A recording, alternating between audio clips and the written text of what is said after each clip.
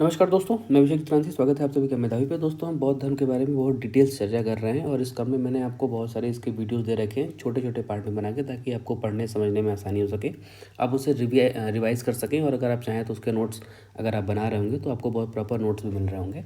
इस क्रम में मैंने आपको बताया था कि जब बौद्ध की 4th काउंसिल हो रखी थी तो उसी में जो है कि बौद्ध धर्म दो भागों में बँट गया था। एक महायान शाखा और दूसरी जो है कि हीनयान शाखा। तो इन दोनों शाखाओं में आगे चल के जो है कि अलग अलग उप संप्रदाय बने और उसी उप संप्रदाय को हम आज यहाँ डिस्कस करने वाले हैं। देखिए, बौद्ध संप्रदाय, जो बौद्ध धर्म था, वो आगे चल के दो उप संप्रदाय में बटा, जिसमें पहला जो था वो हीनयान था। हीनयान जो है कि वैभाषिक और सौतांत्रिक को मानने वाले आगे बढ़े, जिसे विभाषा शास्त्र को स्वीकार करते हैं। यानी कि हीनयानी वो हैं जो विभाषा शास्त्र को स्वीकार करते हैं। और ये विभाषा शास्त्र मैंने आपको बता रखा था कि जो वसुमित्र थे उन्होंने ये ग्रंथ लिखा था, और ये वैभाषिक और सौतांत्रिक दो चीज़ों में बटे हुए थे।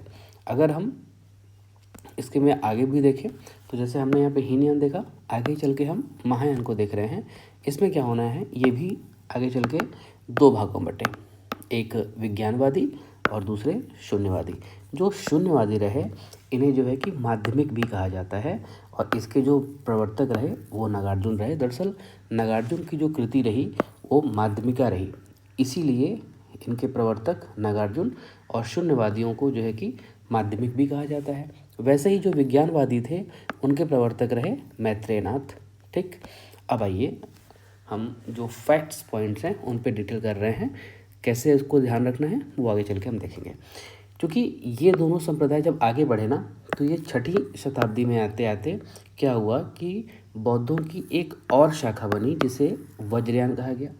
ठीक है, वज्रयान क्या था, ये महायान का ही विस्तार था। ये इसी महायान का ही विस्तार था।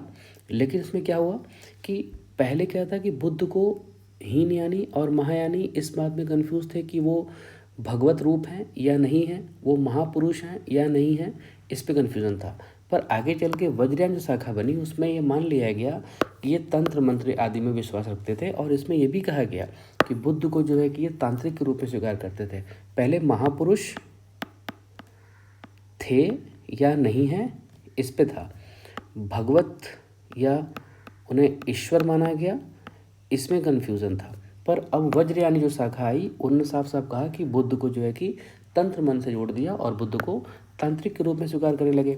बुद्ध के साथ तारा देवी को भी जोड़ कर देखा जाने लगा, जो कि अर्धनारीश्वर यानी कि जो शिव और माँ पार्वती की जो आपने छवि देखी होगी, उसमें आधे हिस्से में जो है कि शिव हैं और आधे हिस्से में माँ पार्वती हैं। तो वैसे ही अर्धनारीश्वर के रूप में देखा गया। अर्धनारीश्वर देखने का क्या मतलब था, क्योंकि बुद्ध को जो है कि तारा देवी के साथ जोड़कर देखा जा रहा था।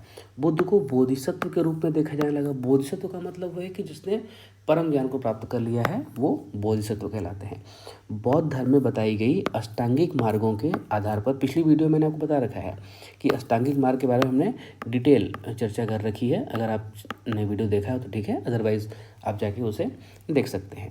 अष्टांगिक मार्गों के आधार पर बताया गया कि इसमें जो है कि पारमिताओं की गणना की गई। पारमिताएं, जैसे आपको मैंने बताया कि अष्टांगिक मार्ग आया था, उसमें 4 आर्य सत्य आए थे। आप जाके वीडियो देखेंगे तो आपको ज़्यादा समझ आएगा।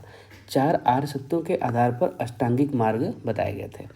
इसी के आधार को लेकर अब यहाँ पे जो है कि पारमिताओं की गणना शुरू करी गई। पारमिताओं का मतलब है जो परिपूर्णता की स्थिति है वो कितनी है, सैचुरेटेड कंडीशन की बात करते हैं। सैचुरेटेड कंडीशन की बात करते हैं कि कोई व्यक्ति कितना ज़्यादा सैचुरेटेड है या कितना ज़्यादा पारमिताओं की क्षमता पर, या आप इसे मैच्योरिटी कह सकते हैं एक तरीके से समझने के लिए। ठीक है, अब देखिए इसमें कौन कौन से स्थिति है। दान पारमिता है, शील पारमिता है, शांति, वीर्य, ध्यान और प्रज्ञा पारमिता है। दान यानी कि ये कोई व्यक्ति कितना दानी हो सकता है। दान सिर्फ धन दौलत का ही नहीं है, दान अच्छी चीज़ों का भी है। शील गुण किसके अंदर ज़्यादा है, कोई व्यक्ति कितना जल्दी गुस्सा हो जाता है, कौन अपने शील गुणों से लोगों का व्यवहार मन जीत लेता है, इसके बारे में बात कर रहे हैं। कौन व्यक्ति कितना शांत है, विषम परिस्थितियों में भी शांत रहने की किसकी कितनी ज़्यादा हैसियत है, किसने अपने आप को ऐसा बना रखा है, कितना शील्ड है वो इस मामले में देखा जाएगा। वीर्य, आप जानते हैं कि मनुष्य जीवन का सबसे प्रमुख अस्तित्व का पार्ट है वीरनाश, यानी कि जीवन नाश को भी इंगित करता है। प्रेमानंद महाराज को अगर आपने सुना हो, प्रेमानंद महाराज जो कि मथुरा की भूमि से जो प्रवचन कर रहे होते हैं, दरअसल वो बहुत ही सटीक और बहुत ही रिलेटेबल चीज़ें बोलते हैं, इसलिए जो है कि आज का जो यूथ है ना, वो भी प्रेमानंद महाराज जी को बहुत ही ढंग से सुनता है। ठीक है, तो इसी की बात कर रहे थे। और प्रेमानंद महाराज जी जो है कि वीरनाश को सबसे बड़ा नाश मानते हैं।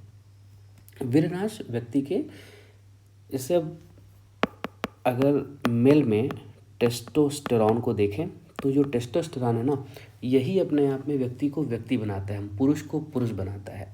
ठीक है, तो अगर इसका ह्रास हो जाए तो व्यक्ति व्यक्ति नहीं रहेगा। व्यक्ति में जो शील गुण है, व्यक्ति में जो क्रोध का स्वभाव है, जो व्यक्ति को क्रोध आने पर शांत करने का स्वभाव है, वो सब चीज़ें जो है कि यहीं से नियंत्रित होती हैं। ध्यान एक ऐसी चीज़ है जो कि आपको हर हिस्से में काम आती है। अगर आप ठीक से ध्यान कर पाते हैं तो आप अपने किसी भी लक्ष्य को प्राप्त कर सकते हैं, ध्यान रखिएगा।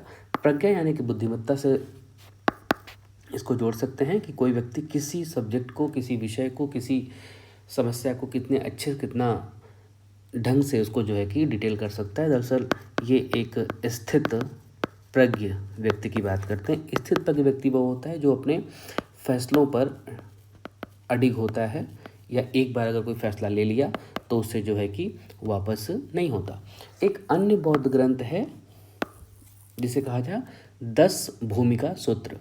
10 भूमिका सूत्र में 4 अन्य पारमिताओं की भी चर्चा है। वो कौन कौन सी हैं? पारमिताएं का मतलब आपको समझ में आ गया है। ठीक है, पारमिताएं कौन क्या है? परिपूर्णता की स्थिति ही पारमिताएं हैं।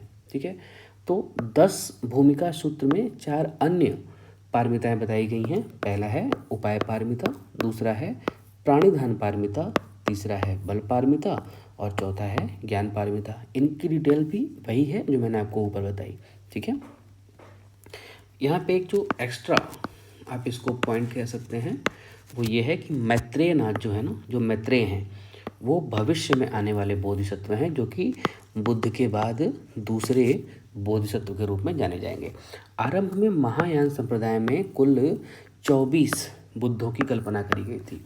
महायान शाखा इस बात को क्लेम करता है कि कुल 24 बुद्ध थे, लेकिन इसकी जो समानता मिलती है वो पुराणों में विष्णु के 24 अवतारों की भांति हो रही थी।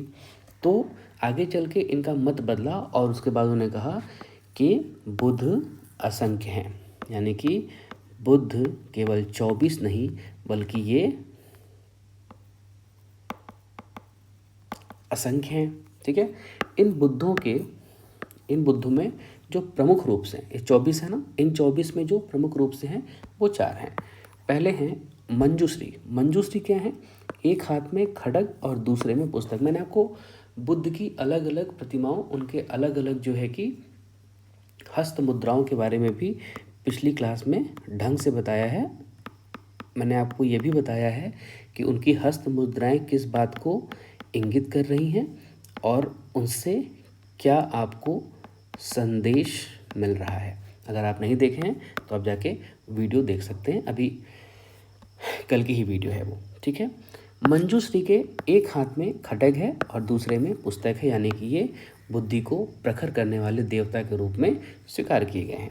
वज्रपाणी नाम से ही है कि जिनके हाथ में वज्र है वो कौन है? वज्रपाणी है, हाथ में वज्र धारण करते हैं, अपेक्षाकृत कठोर बोधिसत्व हैं। यानी कि अब आप देखिए, अपने आप ही जो है, चूँकि बुद्ध शील गुण की बात करते हैं, लेकिन यहाँ पे दिक्कत क्या है? यहाँ बुद्ध को कठोर बोधिसत्व के रूप में दिखाने का प्रयास किया जा रहा है, वज्रपाणी के रूप में। बिल्कुल जो है कि कंट्राडिक्टरी कंडीशन यहाँ पे आ रखी है। ठीक है, फिलहाल ये हम अलग क्लास में अगर चर्चा करना चाहें, अगर आप कहेंगे तो उसके बारे में हम डिटेल से और चर्चा करेंगे कि दरअसल बुद्ध कौन है, उन्हें कैसा बना दिया गया है। और ये सिर्फ बुद्धिज़्म में नहीं है, वो हर धर्म में ऐसा ही है, ठीक है, अलग अलग बताया गया है। बुद्ध को अमिताभ भी कहा गया है, मैंने आपको ये भी बताया है जब मैंने आपको बुद्ध की हस्त मुद्राएँ पढ़ाई हैं, आप जरूर देखिएगा, आपको काम आएंगी। अमिताभ कहा गया, अमिताभ का मतलब है कि वो संसार के अधिपति हैं, अर्थात संसार के स्वामी हैं। और बुद्ध को कहा गया है कि वो क्षतिग्रह हैं, यानी कि भयानक बोधिसत्व है। आप समझ रहे हैं, भयानक शब्द ही बुद्ध को ठीक ढंग से व्याख्यापित नहीं कर पाता है। मेरे हिसाब से ऐसा ही है कि वो ठीक ढंग से बुद्ध को व्याख्यापित नहीं कर पाता, क्योंकि बुद्ध बहुत ही शील गुण और ऐसे व्यक्ति हैं जो कि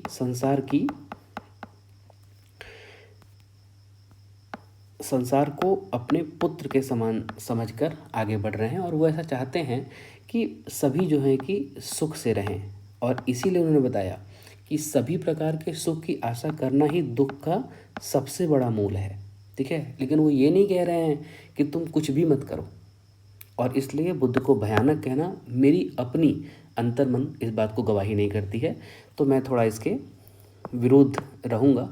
पर हाँ, पढ़ाई की चीज़ है तो इसमें आपको देखना ही पड़ेगा कि बुद्ध को क्षितिगिरि कहा गया है।